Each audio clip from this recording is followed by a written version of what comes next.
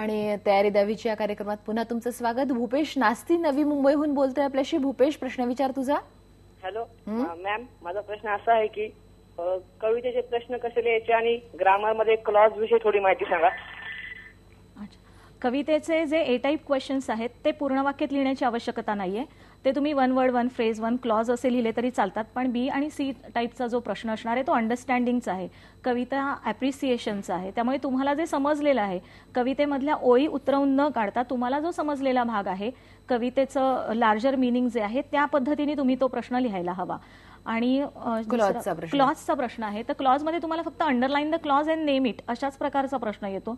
Noun, adjective, adverb clause हे नामाप्रमाणे noun clause हा नाउनचं काम करतो, ॲडजेक्टिव्ह क्लॉज हा नाउन विषयी अधिक माहिती देण्याचं काम करतो आणि ॲडव्हर्ब क्लॉज हा ॲडव्हर्बचं काम करत असतो. तर ते जर तुम्हाला एकदा कळलं तर त्याच्यामध्ये ऍटलीस्ट अंडरलाईन करण्याला तुम्हाला अर्धा मार्क मिळतो, हे लक्षात ठेवा. कोमल बंडगर आपल्याशी बोलते आहे मुंबईहून. कोमल, प्रश्न विचार तुझा. हॅलो मॅडम, माझा प्रश्न असा आहे की रायटिंग स्किल मध्ये पॅरेग्राफ रायटिंग मध्ये डिस्क्रायबिंग असतं, त्याच्यामध्ये दिलेल्या विषयावर एकच पॅरेग्राफ लिहायचा असतो का आणि तो साधारण किती मोठा असावा?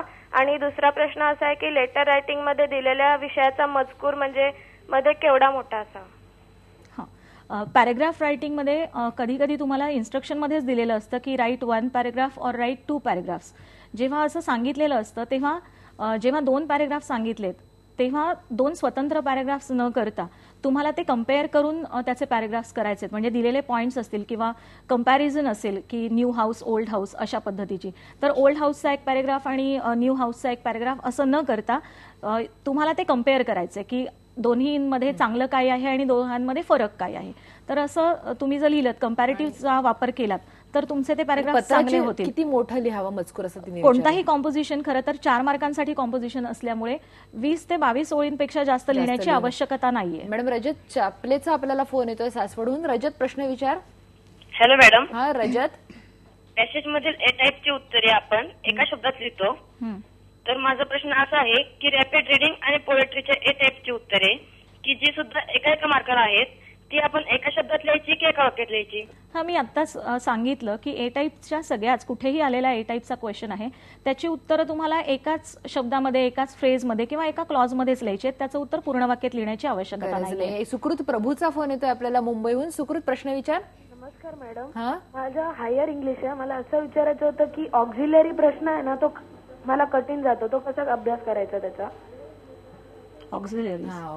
ऑक्झिलरीज हेल्पिंग वर्ब्स मध्ये तुम्हाला खरं तर मॉडल ऑक्झिलरीज हा प्रश्न स्पेसिफिकली आहे. मग ते हायर लेवल इंग्लिश असेल किंवा लोअर लेवल इंग्लिश असेल, तर मॉडल ऑक्झिलरीज स्पेसिफिकली जर मुलांनी बघितल्या किंवा हेल्पिंग वर्ब्सचा वापर मॉडल ऑक्झिलरीमध्ये ते मोड्स ऑफ ऍक्शन्स काय आहेत, म्हणजे मस्ट असेल, मे असेल, यूज टू असेल, वुड असेल, शुड असेल, तर या सगळ्या मॉडल ऑक्झिलरीज तुम्हाला काय इंडिकेट करतात हे जर कळलेलं असेल तर तुम्हाला तो प्रश्न सोपा जातो. कारण underline the modal auxiliary and write what indicates असाच प्रश्न बऱ्याचदा परीक्षेमध्ये येतो. निमिष नारकर बोलतोय मुंबईहून आपल्याशी. निमिष, प्रश्न विचार तुझा.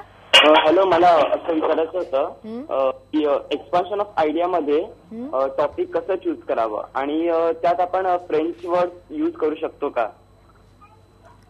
एक्सपान्शन ऑफ आयडियामध्ये खरं तर टॉपिक आपल्याला तर त्याच्यामध्ये तुम्हाला जो सोपा वाटणार आहे तोच तुम्ही करायला हवा, जो अगदी तुम्ही पहिल्यांदाच करताय किंवा ज्याच्याबद्दल तुम्हाला कॉन्फिडन्सच नाहीये असा काही पॅरेग्राफ लिहिण्याची गरज येतच आहे कॉन्फिडंटली, असंच आपण करायला हवं. संदीप भिगले बोलतोय जालन्याहून आपल्याशी. संदीप, प्रश्न विचार तुझा.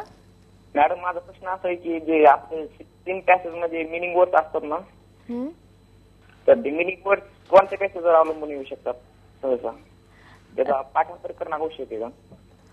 पाठांतर करण्याची आवश्यकता खरं तर कोणत्याच भागासाठी नाहीये. तुम्हाला जो सी क्वेश्चन आहे, डी क्वेश्चन आहे वोकॅब्युलरीचा, त्याच्यासाठी तुम्ही ग्लॉसरी वाचलीत तरी पुरेसं आहे. टेक्स्टबुकमध्ये प्रत्येक लेसनच्या खाली तुम्हाला ग्लॉसरी वर्ड्स दिलेले आहेत. ते ग्लॉसरी वर्ड्स तुम्ही जर सतत थोडे बघितलेले असतील तर तुम्हाला ते कळणार आहे. वर्ड फॉर्मेशन्स पण लक्षात ठेवा की फक्त सिमिलर मिनिंग्सच येतात असं नाही, तर find out the opposite words असा प्रश्न येऊ शकतो किंवा राईट द ॲडजेक्टिव्ह फॉर्म्स असा प्रश्न येऊ शकतो, ॲडव्हर्ब फॉर्म्स येऊ शकतो.